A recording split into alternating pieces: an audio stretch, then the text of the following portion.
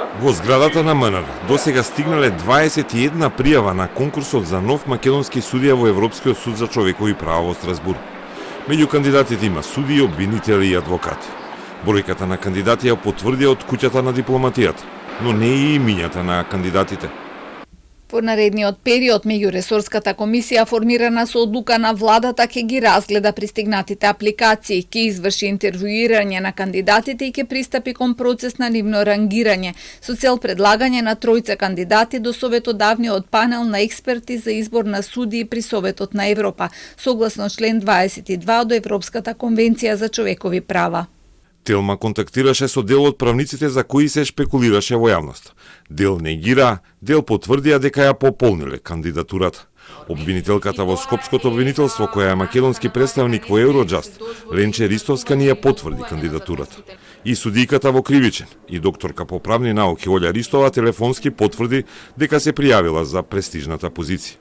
Уште една судика, Едита Насковска од Управниот суд, потврди.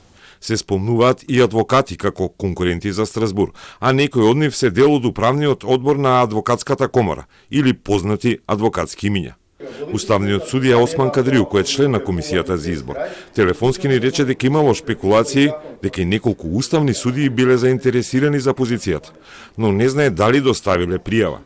Кадриу ни рече и дека во понеделник комисијата формирана од МНР ќе го добие конечниот број пријави, пошто ќе почне процесот на селекција и проверка кои кандидати ги исполнуваат условите.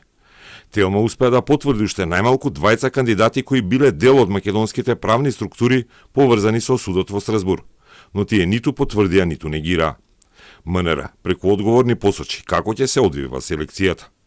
Процесот на селекција ќе се спроведе во согласно со утврдените критериуми и процедури со цел обезбедување на транспарентност и објективност при изборот на најсоодветните кандидати за оваа значајна позиција.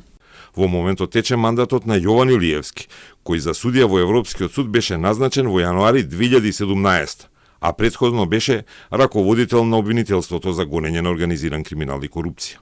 Неговиот наследник, кој ќе биде избран по конкурсот, треба да ја почне 9-годишната функција на почетокот на 2026 година.